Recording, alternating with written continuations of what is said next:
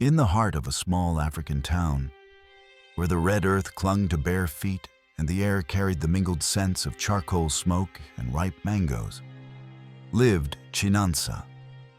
She was a tailor of quiet brilliance, a woman whose hands worked like whispers across cloth, coaxing perfection from thread and fabric.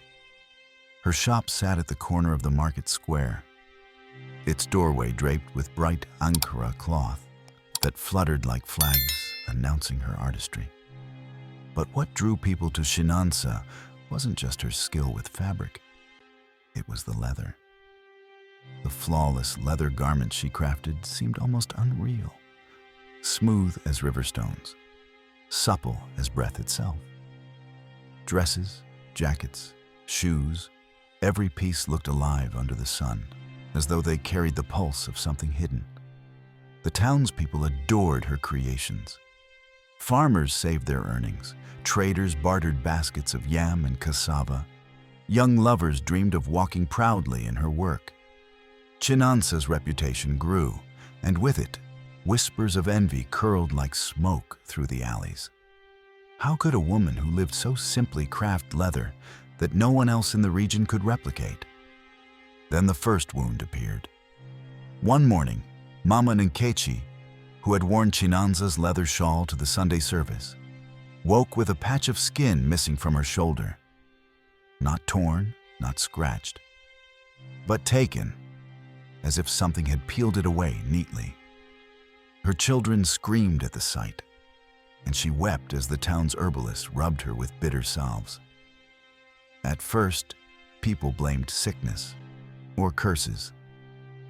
But when a second customer, a young girl who had purchased a leather skirt from Chinansa, woke with her thighs stripped raw, fear took root.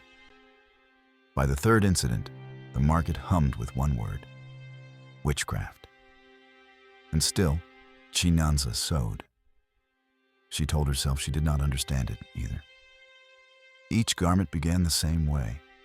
She bought hides from the traders, worked them under the moonlight, sang softly as her needle pierced and pulled. She told herself it was only her skill that made them so perfect. But sometimes, late at night, when she ran her fingers across a finished jacket, she felt something shiver beneath the surface. Her dreams grew heavy. She would see faces, her customers' faces, pressed against the leather, whispering to her, their mouths open in silent cries. She woke with sweat clinging to her skin and her own hands aching as if they had been working without her command. One night, when the moon hung thin and sharp like a blade, Chinansa stayed late in her shop. She wanted to prove to herself that she was in control, that her craft was nothing but work. She lit a single oil lamp, its glow spilling across the leather spread on her table. As her needle slid into the hide, a smell rose. Not of animal, but of flesh, warm and disturbingly human. Her hands trembled. And then she saw it. A faint patch on the leather, a mark she recognized, a birthmark shaped like a teardrop, the same mark that had lived on Mama Nkechi's shoulder before the skin disappeared.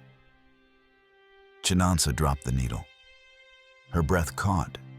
The room pulsed around her, shadows swelling. The leather was not leather at all. It was skin. Their skin. She staggered back, pressing her palms to her ears as if to block out the voices rising from the garments hanging on the walls. They whispered.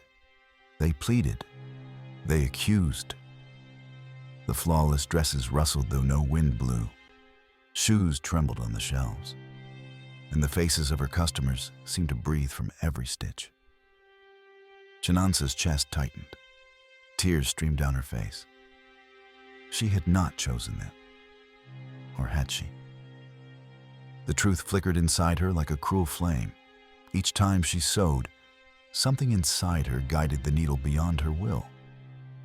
A hunger she could not name. A collector hidden in her blood.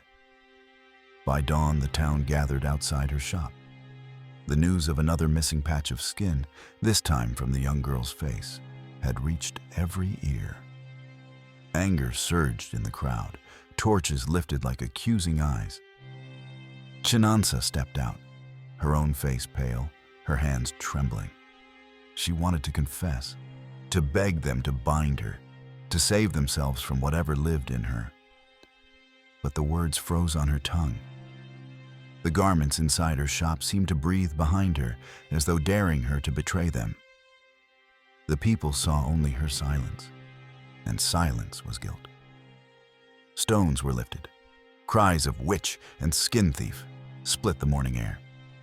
Chinansa fell to her knees, clutching her chest. "I never wanted this," she whispered. But the crowd did not hear. As the first stone flew, a dark wind rose from the shop, scattering cloth and dust into the air. For a moment, everyone froze.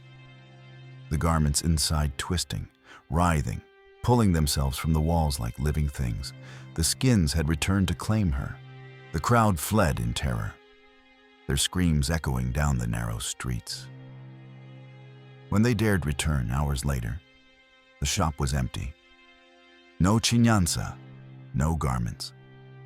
Only scraps of thread and blood on the floor, as though the tailor had been unstitched herself. Some say she was taken by the spirits of the skins she harvested. Others whisper she still roams, needle in hand, searching for new fabric in the dark. But in the town, no one wears leather anymore. And when they wake with the brush of something cold against their skin, they whisper her name.